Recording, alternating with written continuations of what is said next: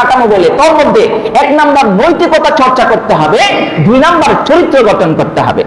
সে সম্পর্কে আমার আল্লাহ সুবহানাহু ওয়া তাআলা বললেন, ইন্নাল্লাহা ইয়া'মুরু বিল 'আদলি ওয়াল ইহসান ওয়া ইতা'i যিল কুরবা ওয়া ইয়ানহা 'আনিল ফাহশা'i ওয়াল মুনকারি ওয়াল বাগই ইয়া'iদুকুম লা'আল্লাকুম তাযাক্কারুন। আমার আল্লাহ সুবহানাহু ওয়া তাআলা বললেন, নিশ্চয়ই আল্লাহ সুবিচার, সৎকর্ম এবং আত্মীয় স্বজনদেরকে দান সদকা করার নির্দেশ দিয়েছেন, এবং তিনি অশ্লীলতা, অন্যায় এবং অবিচার থেকে, এই সমস্ত কাজ থেকে, কাজ করা থেকে নিজেদেরকে বিরত রাখতে বলেছেন।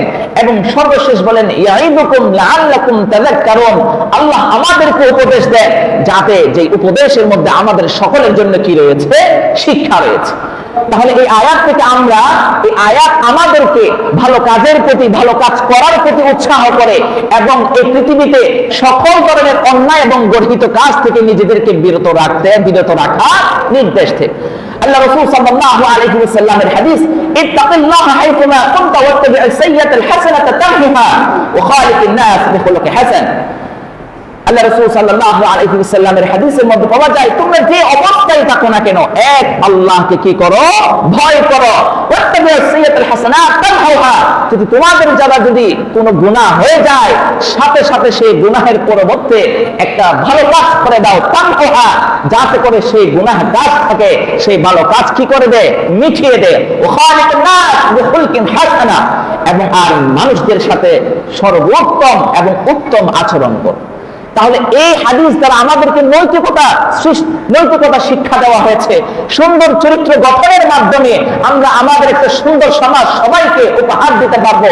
আমরা যদি নৈতিকতা এবং সুন্দর চরিত্র যদি আমরা গঠন করতে পারি, তাহলে দর্শন নামক এই বয়াল এই সমাজ থেকে বিলুপ্ত করা সম্ভব। 2 নাম্বার, নারীর প্রতি যথাযথ সম্মান প্রদর্শন করতে হবে এবং নারীর মর্যাদাকে রক্ষা করতে হবে। এই সম্পর্কে আল্লাহ সুবহানাহু ওয়া তাআলা কোরআনের মধ্যে বলেন, ওয়া আশিরুহুন্না বিল মারুফ ফাইন কারিহতুমুহুন্না ফাআসা আন তাকরাহু শাইআন ওয়া ইয়াজআলুল্লাহু ফীহি খায়রান কাসীরা।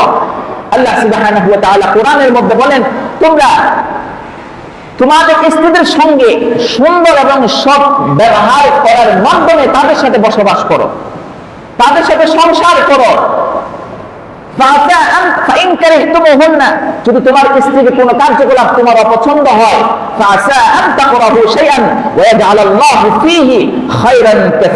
তবুও সম্ভব যে তোমরা যা অপছন্দ করো তাতে তোমার আল্লাহ তোমাদের জন্য প্রচুর কল্যাণ রেখেছেন। সুবহানাল্লাহ।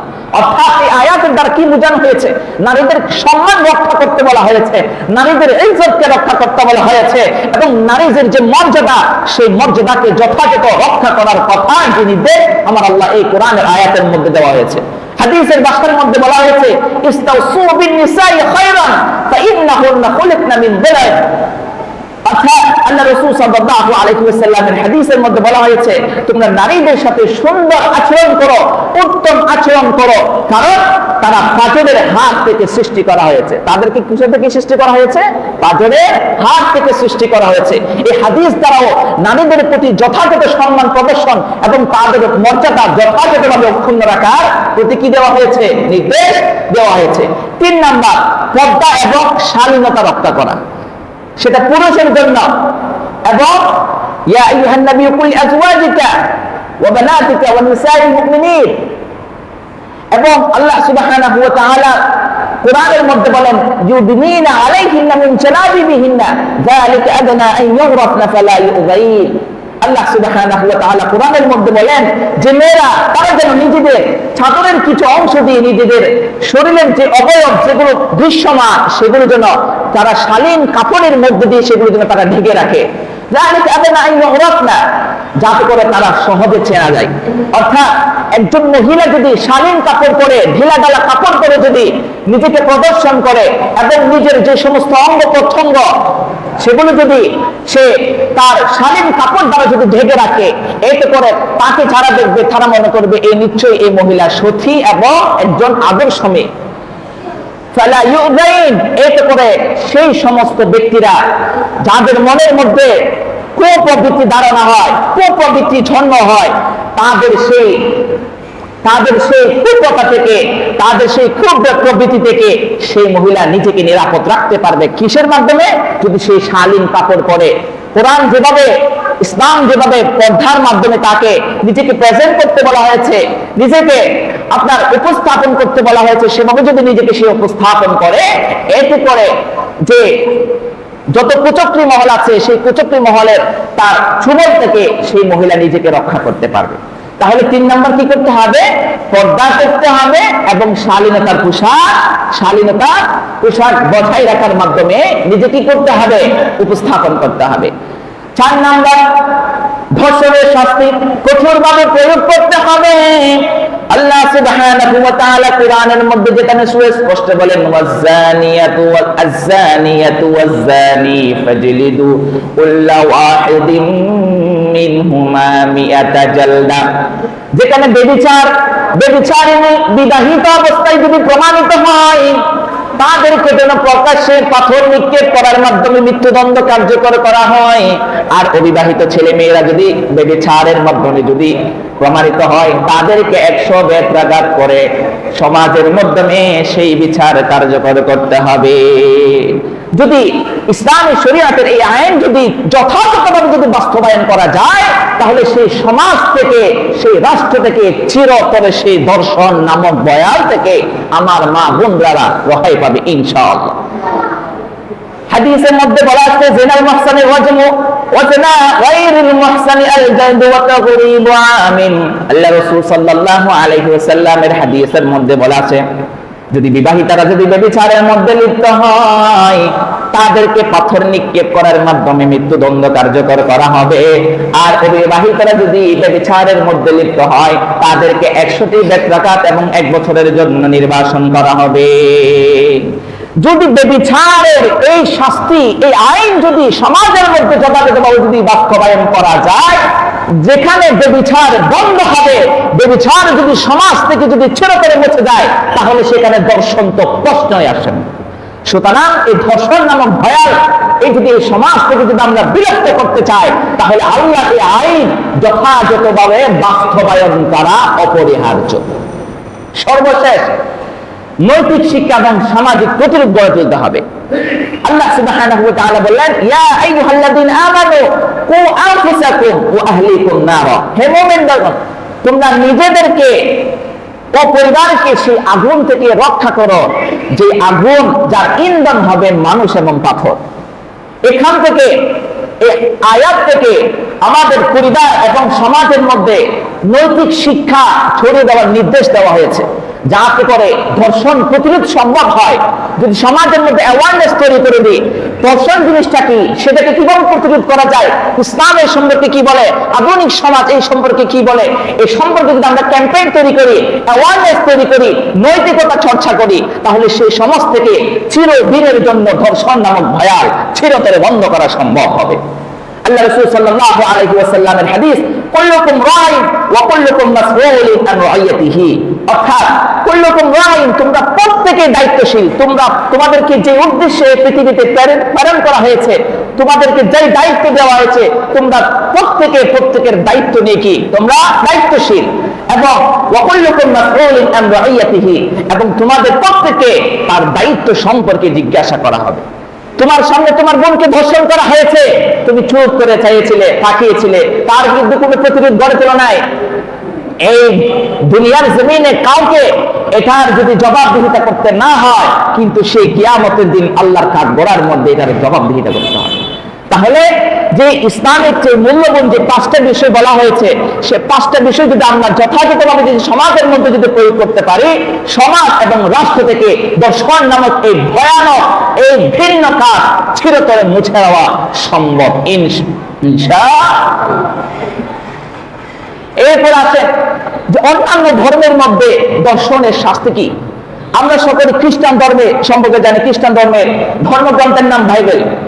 ওল্ড টেস্টামেন্টের মধ্যে ডিউটেরোনমি 22 নম্বর অধ্যায়ের 25 এবং 26 নম্বর শ্লোকে বলা আছে, যদি কোন পুরুষ কোন নারীকে শহরের বাহিরে ধর্ষণ করে, তবে ধর্ষকের মৃত্যুদণ্ড দেওয়া হবে, কিন্তু মেয়েটির কোনো দোষ নাই, তাই মেয়েটিকে ছেড়ে দেওয়া হবে।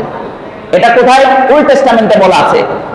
এরপরে এক্সোডাস 22 নম্বর অধ্যায়ের 16 এবং 17 নম্বর শ্লোক অর্থাৎ আয়াতের মধ্যে লাইনের মধ্যে বলা আছে, যদি কোনো পুরুষ কোনো কুমারী মেয়েকে ধর্ষণ করে তবে সেই মেয়েটিকে স্ত্রী হিসাবে গ্রহণ করতে হবে এবং সেই মেয়েটির বাবাকে আত্মভাবে কি দিতে হবে? ক্ষতিপূরণ দিতে হবে। 2 নম্বর, নিউ টেস্টামেন্টে কি বলা আছে? নিউ টেস্টামেন্টে আমরা করিন্থিয়ান্স একটা বই আছে, ধর্মগ্রন্থ আছে, যেটা 6 নম্বর অধ্যায়ে 9 এবং 10 নম্বর শ্লোকে বলা আছে, যারা ব্যভিচার, ধর্ষণ, লুণ্ঠন বা অন্যায় করে তারা ঈশ্বরের রাজ্যে প্রবেশ করতে পারবে না। ঈশ্বরের রাজ্যে কি? যারা জান্নাতে প্রবেশ করতে পারবে না। এটা কোথায় বলা আছে? নিউ টেস্টামেন্টে বলা আছে। এবার আসেন ইহুদি ধর্মের মধ্যে। ইহুদি ধর্মের মধ্যে তাদের ধর্মগ্রন্থে তুরাহ এবং তালমুদের মধ্যে ধর্ষণের শাস্তি সম্পর্কে বলা আছে। তুরাহতে বলা আছে, এক্সোডাস 22 নম্বর অধ্যায়ে 16 এবং 17 নম্বর শ্লোকে বলা আছে, যদি কোনো পুরুষ কোনো অবিবাহিত কুমারীকে প্রলুব্ধ করে তার সঙ্গে শারীরিক সম্পর্ক স্থাপন করে তবে সে অবশ্যই সেই মেয়েকে স্ত্রী হিসাবে গ্রহণ করতে হবে এবং তাকে মোহরনা পরিশোধ করতে হবে। 2 নম্বর, তালমুদ, সেই ইহুদি ধর্মের আরেকটা ধর্মগ্রন্থ তালমুদের মধ্যে বলা আছে যে ধর্ষকের জন্য শারীরিক ও অর্থনৈতিক শাস্তির বিধান তালমুদের মধ্যে দেওয়া আছে।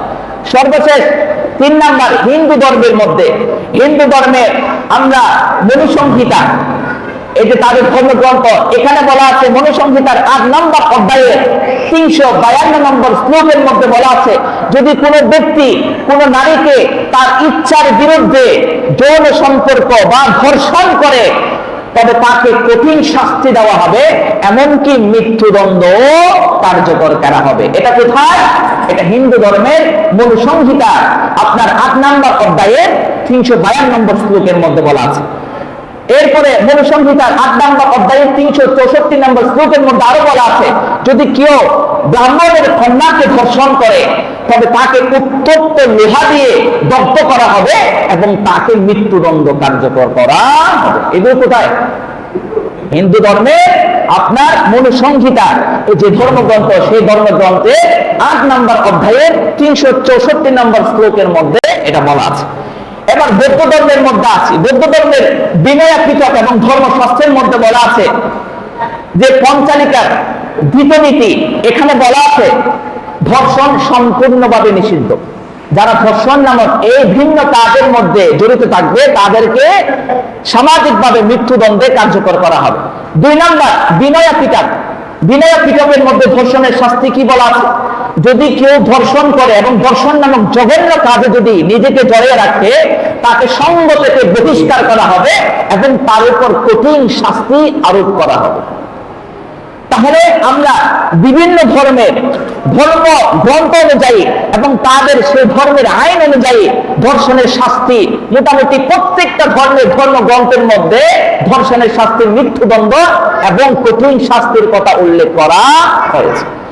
এবার আসে বিখ্যাত 5টি ধর্মের 5 জন স্কলার এই ধর্ষণ সম্পর্কে কি বলেছে।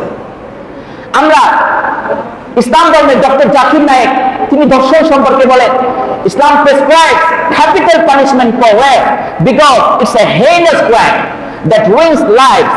The deterrent effect prevent further cases.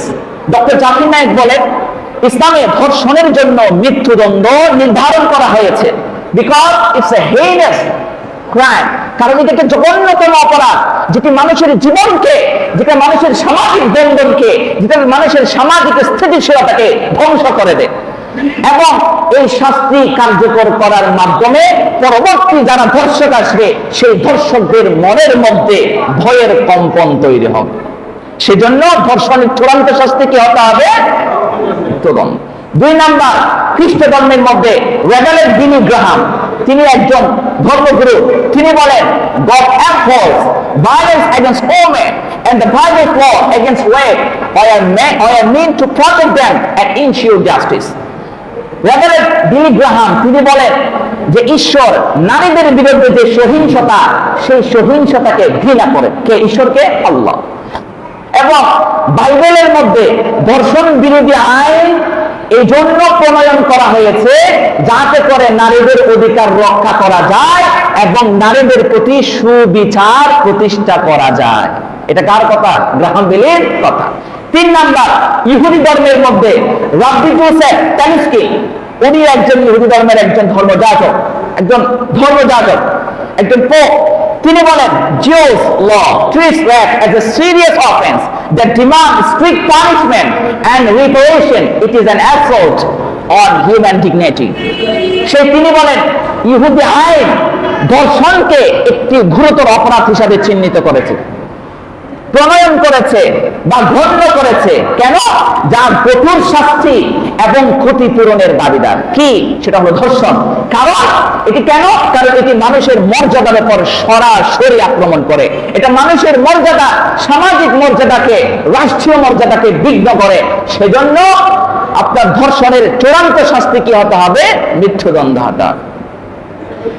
Hindu ধর্মের মধ্যে, হিন্দু ধর্মের গুরু পুরোহিত স্বামী বিবেকানন্দ তিনিও বলেন ধর্ষণ সম্পর্কে, a society that doesn't respect its women is doomed to fail. The Manusmriti prescribes severe punishment for those who violate a woman's dignity.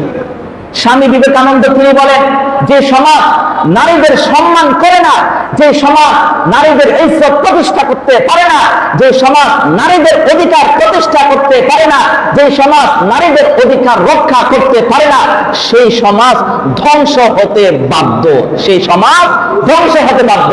এবং মনুসংহিতায় নারীদের মর্যাদা লঙ্ঘনকারীদের জন্য কঠোর শাস্তির বিধান রয়েছে। কে বলেছেন? স্বামী বিবেকানন্দ বলেছেন। সর্বশেষ বৌদ্ধ ধর্মের দালাই লামা, তিনি ছিলেন বৌদ্ধ ধর্মের পোপ। তিনি বলেন any form of sexual violence is a violation of basic human rights. Compassion and justice must guide our response to such crime. সেই দালাই লামা বলেন যে কোনো ধরনের যৌন সহিংসতা মৌলিক মানবাধিকারকে কি করে? লঙ্ঘন করে। যে কোনো ধরনের যৌন সহিংসতা কি করে? হিউম্যান রাইটস যেটা আছে সেটাকে কি করে? ভায়োলেট করে। এবং দয়া ও ন্যায় বিচার হওয়া উচিত।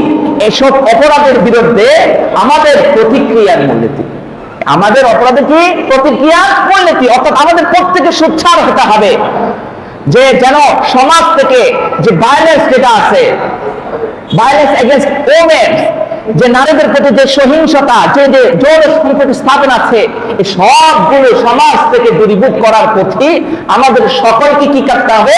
সোচ্চার হতে হবে। আমরা এখন 3জন প্রেসিডেন্ট সম্পর্কে বলবো, যে প্রেসিডেন্টরা